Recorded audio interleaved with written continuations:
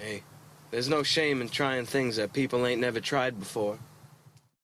Man, oh man, if you aren't a survival boy, or a roguey hoagie, or an open worldman, you are just not in fashion right now, sonny man.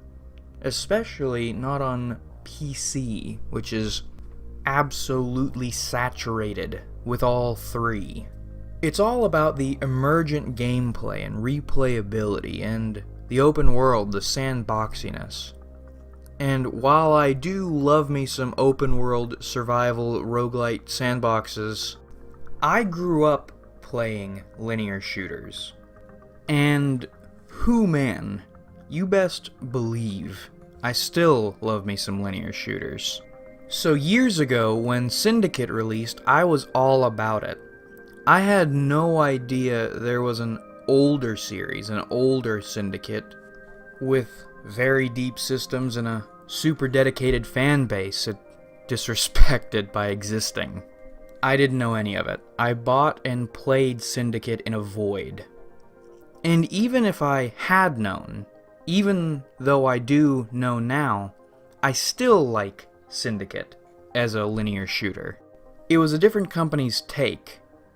And while the mechanics were relatively dumbed down, going from a strategy game to a first-person shooter, and while the story was a cliché, the world was well realized and beyond aesthetic.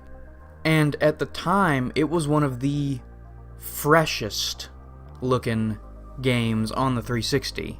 And even going back now, it still looks pretty good for the time, compared to its competitors. So why was it awful to few and mediocre to most? Well, the people who hated it also loved the original series and hated that the original was being trampled on by this new linear shooter boy. And to the rest, it was just another 8-hour linear shooter with a sci-fi coat of paint, which was not enough to stand out. And really, most linear shooters didn't have enough to stand out. Syndicate didn't fail solely because of the older series, but more because the market was saturated. It couldn't have done anything to have stood out, short of being something completely different, which is sort of what Deus Ex Human Revolution did a few years later, tackling that cyberpunk atmosphere and opting for more flowing, do-it-your-own-way gameplay, which would become the thing. As far as linear shooters go, though, Syndicate did pretty well. The gameplay was more than pointing and shooting. There was a character development tree, which you could put points in after each boss fight. Yes, there were boss fights. There were also mini-bosses with 3 different types of reactive armor, resistant to different effects, which was also super neat. There were collectibles in every level in the form of data journals and pieces of media to further flesh out the world, which was, again, very well fleshed out. Not only by the data entries, but by the aesthetics alone. That cyberpunk coat of paint was done very well. You're walking through the slums and your visor is popping up all sorts of little information tidbits about everything you see. And you can interact with all of it by pressing the hack this make things happen button, which, while primitive, is very immersive. It may not have been worth the full $60 unless you planned on playing the co-op multiplayer, which, if you liked Payday 2, I'd give Syndicate's co-op multiplayer a look. But for $20 or $30, the game itself was not bad. It was not a sin. It existed. In fact, it was one of my, rather, favorite cyberpunk shooters. It was just so aesthetic. You can't watch the trailer and not go, oh, that was pretty neat. You can't play the game and go, wow, that was pretty fucking cool, actually. And there are tons of games like that, like this.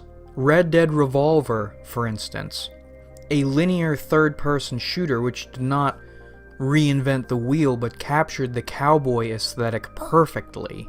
Red Dead Revolver was one of my favorite games growing up. And today, we have Quantum Break, A short, linear game without much replayability and plenty of jank, but it looked gorgeous, and the gameplay worked well. It's not worth $60, but it's worth existing and worth checking out when it goes on sale. And that's the point I'm driving home here. Just because survival games, roguelites and roguelikes, sandboxes, emergent gameplay boys are the rage right now does not mean linear, focused games can't exist. Whether they're focusing on aesthetics, like Syndicate, or story, like Spec Ops The Line, they do have a place and a purpose. Exploring a setting, or a feeling, or a taste, or a vibe, giving you a little bit to test the waters to see if you like it, and then setting the stage to go further.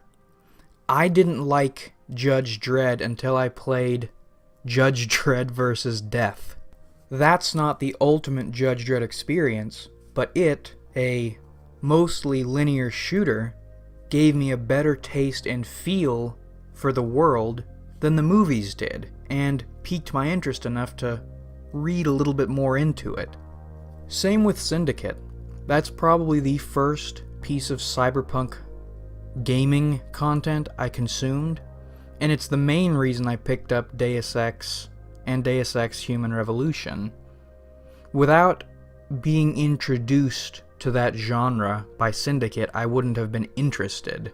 It gave me a taste and prompted me to go outside my comfort zone. And these impetuses,